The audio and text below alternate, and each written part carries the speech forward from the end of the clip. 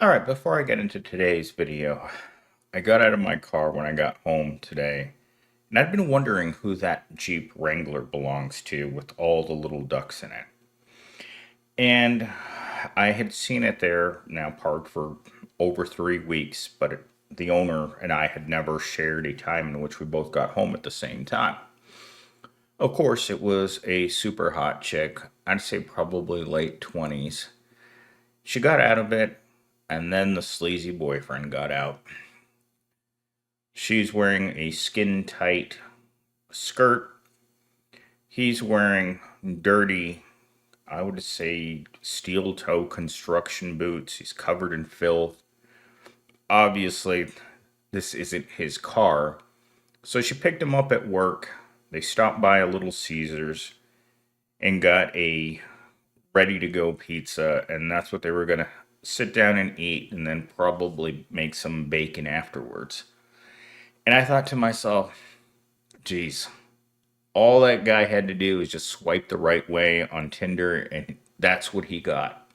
He wasn't super attractive. He wasn't wealthy. He probably wasn't very well spoken. And yet, here they are, walking into their love nest 2 doors down from me. And I thought, why do I even bother to go to work?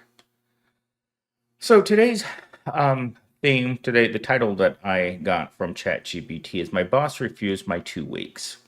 And throughout my life, I have seen this happen to many people where they turn in their 2 week notice and they fire them, or you turn in your 2 week notice and you're invisible until the last day that you leave. It was a classic way of treating people when I worked at Insight, and everyone quit there. Anyone who wasn't looking for a better job there, I didn't understand because it was a minimum wage job. You were overworked. It was a help desk call center, and the shifts were terrible, and the management was disgraceful. And yet, they had to manipulate, trick, and bait and switch you to take that job, which is something I'm beginning to see a lot more often in articles where people apply to one job and then suddenly you're not remote anymore. You're full time in office, and they give you the choice.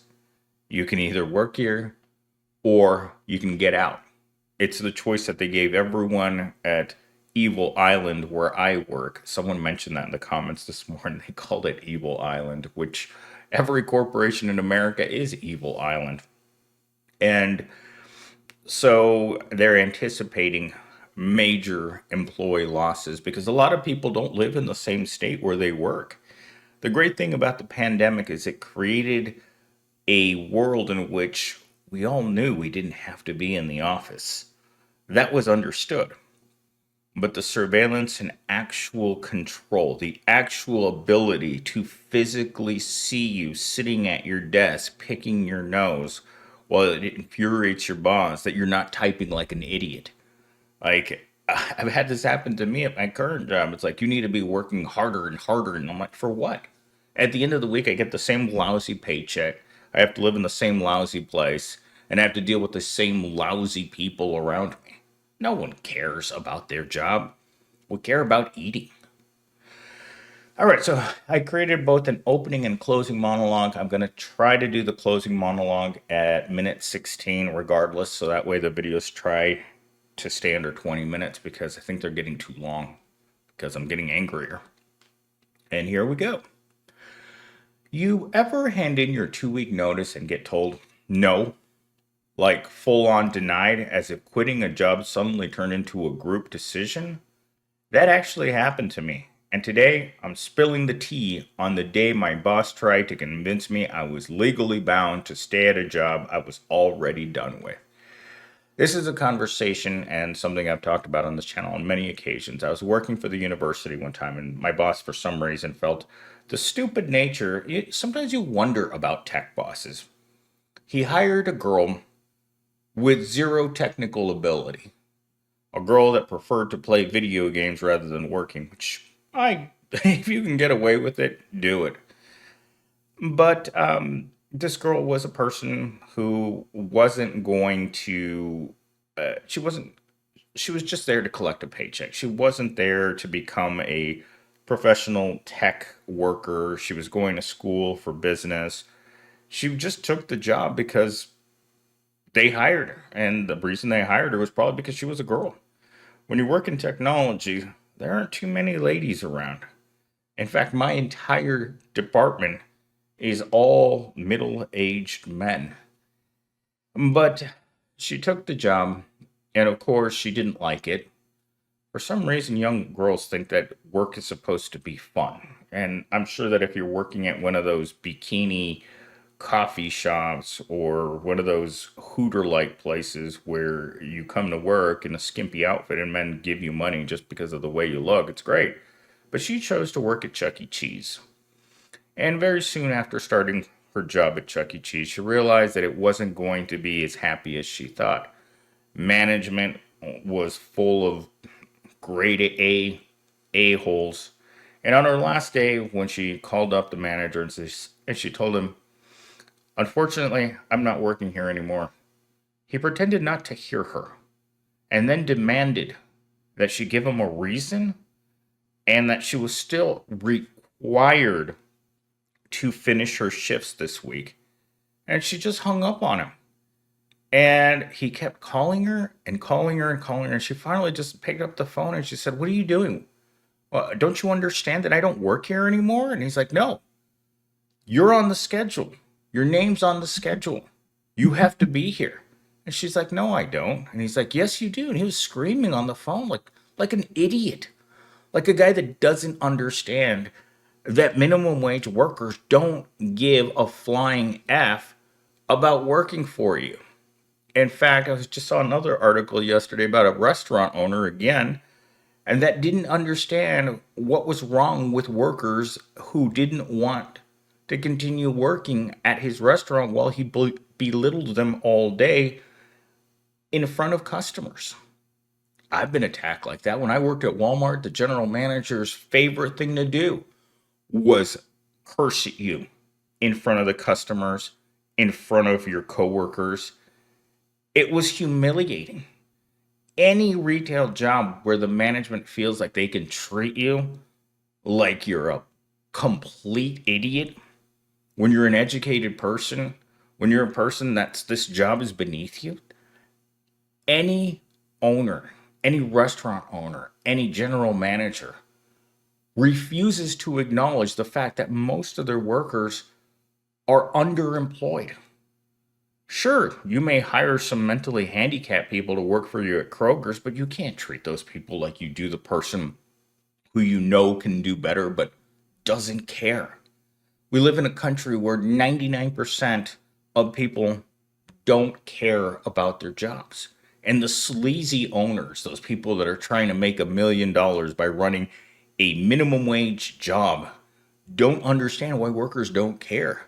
So when you put in your resignation to one of these pieces of crap human beings that comes out of the butt of some soulless orifice in the world, they just take it so personally. Like, why would I want to work for you if you're not going to treat me with respect? Obviously, there's a disrespect, humiliation, and the lack of dignity at the minimum wage while you're underemployed. That's why a couple of people messaged me or left comments yesterday. What if they start garnishing the wages of minimum wage workers? Let's put it this way. When I was a teenager, I was making $60 a week working part time for the university. And the Department of Education, in all its brilliance, right, decided that I had defaulted on my loans as a teenager and they were going to take 10% of my weekly paycheck. So every week I saw $6 on my paycheck that said garnished. And you're like, really? Uncle Sam, do you really need $6 from someone living in extreme poverty? Because everyone that's not making a real wage right now needs that $6. Go take it away from your piece of crap rich people that are out there. Go take it away from the people that mock the system because they don't pay anything. Your Elon Musk, your Bill Gates, your Mark Zuckerbergs. Go take money from them. They have all the money. We don't. Talking point number one, emphasize that a 2 week notice is a courtesy. It is a courtesy. A 2 week notice is a total courtesy for someone that, if you're giving your 2 week notice, it's because it didn't work out. This is a relationship where you say to your employer, look, I'm not trying to be a total douche. I'm letting you know. And most of the time that you do this, you shouldn't. You should let them suffer for the way that they've made you suffer. If the work had no dignity, it was a humiliating experience, and they will not do you the same courtesy. Once it's your time, once Evil Island is finished with you, they're going to call security and have you escorted out with your little box of trinkets. And I know someone that this happened to them. They fully decked out their office. They bought a pencil holder, a pink calendar, a matching keyboard and mouse, a mouse pad. They had inspirational posters on their walls. And when it came time, when your time was up, they grabbed all your crap, they threw it in a box, and they told you to get the hell out. Because that's what corporate America does to people. When layoffs come, especially mass layoffs, they usually just give you a certain amount of time. It's like everyone needs to be out of the building by this hour. It's happened to me before, where the company, this was right around the 2008 financial crisis, where they told everyone the company's done. You have so much time to get your stuff, and you got to get out. And you look at the sad faces around you, like, why didn't they tell us that this was coming? No. Suddenly, the corporation doesn't have any money. You know what it comes down to? With a lot of these large businesses, that no record profits, no jobs. Talking point number two. Some managers guilt trip or shame employees into staying longer than they need to. This is especially true when they shame you into training your replacement after they told you that you're being fired. This happened to me as well. They asked me to stay 6 months after I was told that I was going to be laid off. They're like, you have two choices here. You can stay and train your replacement, or you can leave with nothing. And at that point, what are you supposed to do? Because it's humiliating. Or sometimes they'll fire you, hire your replacement, realize they have no idea what you did, and ask if you'll come back and train the new person that they hired. And when you say no, they take it as one of the greatest insults ever. Like, you're so ungrateful. You're so entitled that you can't help us out, that you're unwilling to come back to a corporation that told you that you weren't worth keeping, that they needed to find someone cheaper, better, and then didn't know what to do with them. I mean, that's exactly what would happen in my current position. No one really knows what I do because I do everything. And I was in a meeting today, and I was being told to order this, order that, do this, do that. And my boss finally had to stop in that meeting, look at the field techs, look at the inside techs, look at his entire support team, which sits on the other side of that table. It's just me on this side of the table. There's 5 of them on the other side of the table. And he's like, Millennial Stain is not a support. He's a manager. He manages that area. Why is he in the field all the time? And I was just like, uh-oh, this isn't looking good. The guys are already overworked, underpaid, and treated like garbage.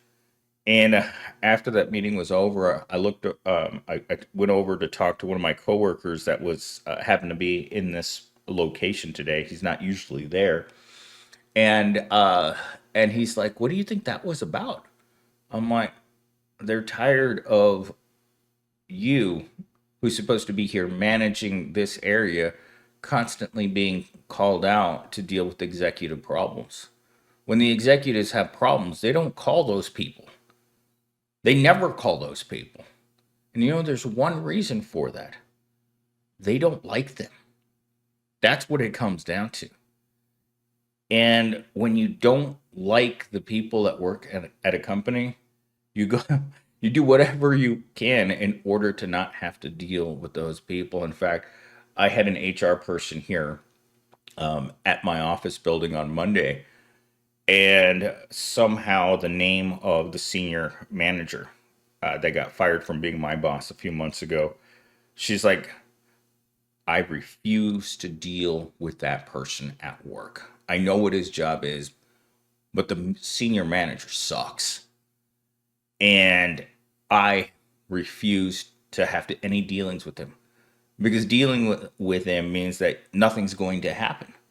And that's the sentiment that I've gotten throughout my years of being there, is that the senior managers are typically just figureheads of departments, right? They handle what they're supposed to be handled, but at the end of the day, most of the end users can't stand them, because and in their defense, they're the people that get in trouble for every single thing that doesn't get done, or people have a bad experience with the people that he's supposed to be managing.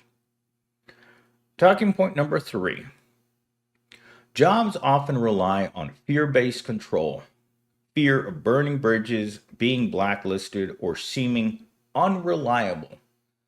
This culture creates environments where people feel trapped. Uh, that's exactly it. There's no one in my department that would stay there if they had other options, if there were higher paying jobs, if there were jobs with better benefits, better, um, what do you call it? Better life balance, more flexibility in the schedule. Overall, just a quality environment to work in. Most of us are trapped in environments that are so low quality. The toxic nature of it never really leaves you alone. You leave the job and you smell yourself and you still smell like despair. And finding another job, well, 3 different people today told me that they're actively looking to get out of Evil Island, including the office workers. And I'm like, oh, I guess, after all of these years on the island, I'm the only one left. There is not a single person that works with me in that office that was there on the day that I got hired. Every single person has been fired or left for a better paying job. Not within my department, though. Definitely not within my department. Yeah, I mentioned this in a video. You guys are actually going to see this in like 2 or 3 weeks. So I mentioned this in a video that you guys might see at some point. But yesterday, my coworker said to me, Millennial Stain, all we're here to do is put the fries in the bag, because us low level employees, that's what we do. There's no better place for us to go. This is where we belong, at the bottom. All right, let's read our closing monologue really quick. I've never actually done one of these before, so let's see what it says.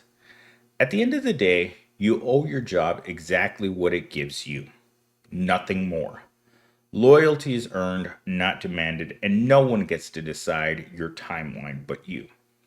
So if someone ever tries to tell you that you can't leave, just remember, you're not a prisoner. You're the main character. And the main character leaves when the plot gets toxic. Ooh, that's a spicy meatball, ChatGPT.